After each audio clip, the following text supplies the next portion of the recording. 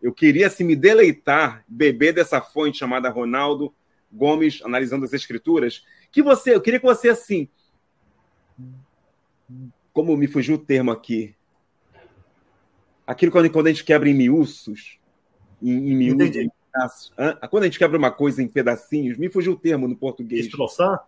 Isso, que você destroçasse esses três ou quatro termos que traduzimos como inferno. Você falou de quatro termos aí, né? Desde lá do Antigo Testamento até no Novo Testamento. Onde começou essa ideia? De onde surgiu essa teologia?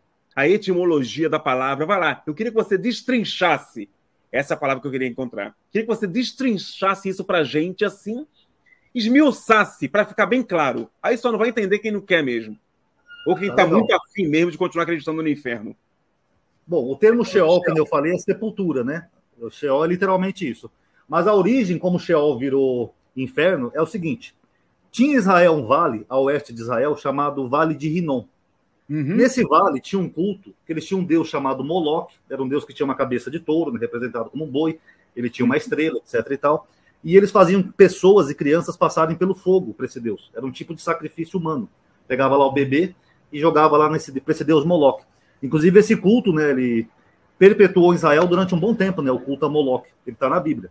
Então, o que acontece? Era um culto de uma divindade pagã, e essa divindade pagã era um ritual de fogo, sacrifício humano, mas passava pelo fogo. Depois que os israelitas tomam ali a região e monoteizam, né, a região, vamos chamar assim, eles transformam aquele lugar, o Vale de Rinom, num depósito de lixo.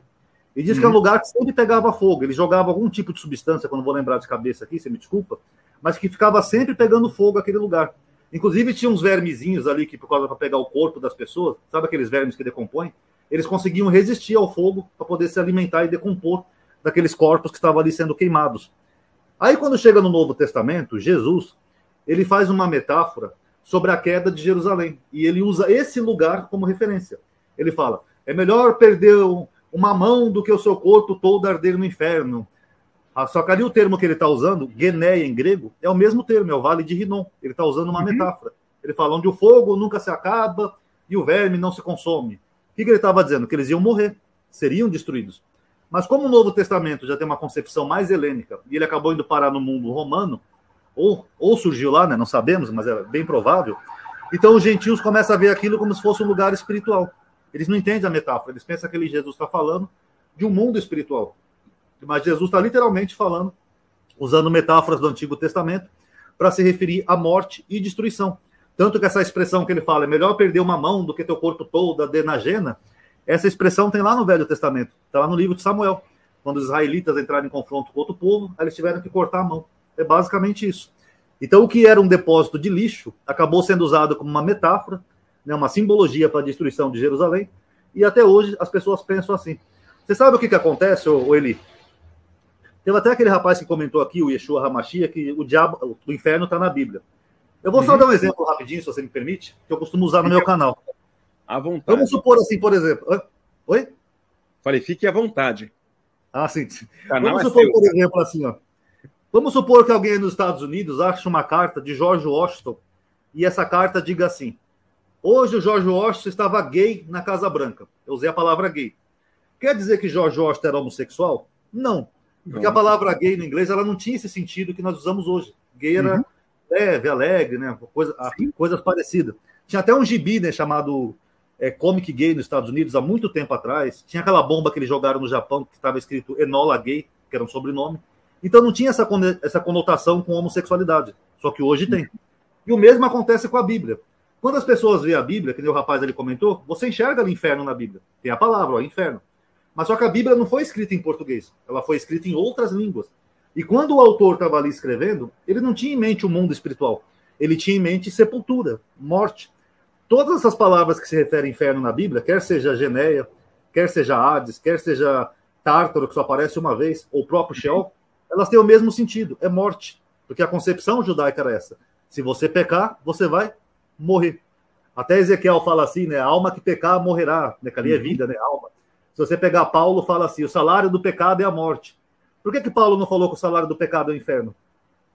Alguém já pensou nisso? Porque não é o inferno, é a morte. Mas Paulo também não tinha essa concepção Não. de vida após a morte? Não. Paulo, nós temos um problema ali em Paulo, que é o seguinte, que não é só um autor ali, né? As epístolas de Paulo na teologia, sabe-se que eram 3 autores diferentes. Então, se você pegar uma epístola como, por exemplo, Colossenses, você já vai ter elementos mais helênicos, mais espirituais. Você pega ali Principados e Potestades, já muda um pouco o sentido, né, de outras epístolas dele. Mas ali é um pouco uma mistureba ali de Paulo, entendeu? É meio complicado de analisar. Mas mesmo nessas epístolas, ele não usa o termo inferno. O termo só aparece mais nos evangelhos, na epístola de Judas e na de Tiago e no Apocalipse só. Inclusive, verdade, Judas. Paulo não é o inferno, não é? Se eu não me engano. As epístolas paulinas em nenhum momento falam sobre inferno. Não, ele fala muito de salvação, mas ele não é claro ao dizer do quê. Salvação do quê?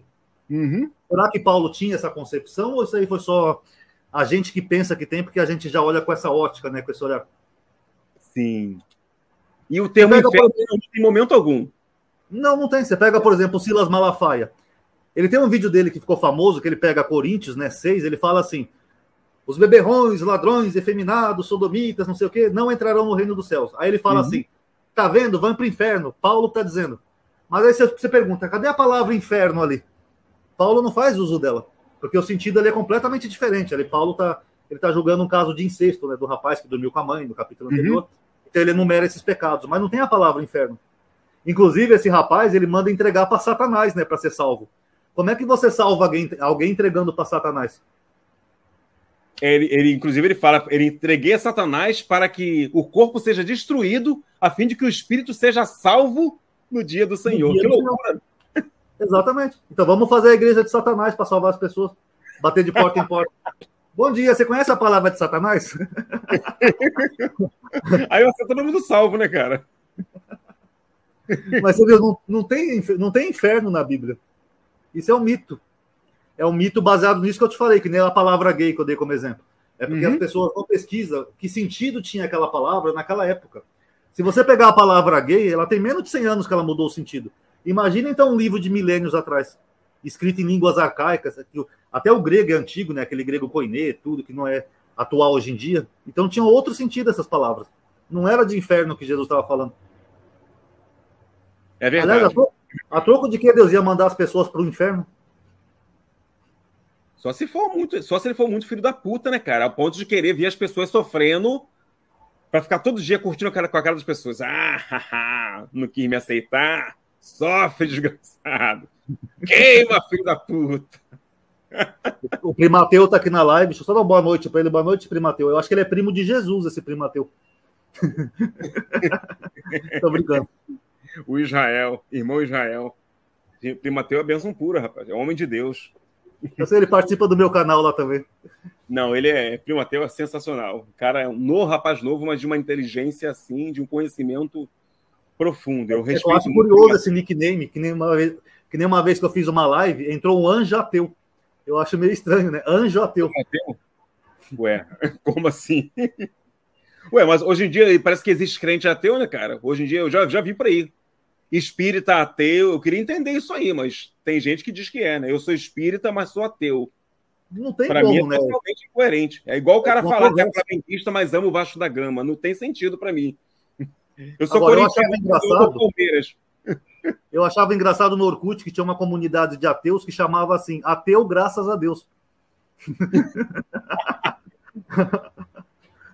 Ué, ateu graças a Deus. Afinal de contas, eu só sou ateu porque existe a ideia de Deus. Talvez seja isso, né? Se não existisse a ideia de Deus no mundo, não haveria nem necessidade de eu me autodenominar ateu. Talvez seja isso. Estou tentando salvar a galera da comunidade aí, porque... Você sabe que faz sentido, né? Que fica com duplo sentido. Pode ser alguém que leu a Bíblia e não gostou de Deus, ou pode ser alguém que está usando a expressão de agradecimento. Graças a Deus. Obrigado, Deus. Não creio em ti, mas obrigado.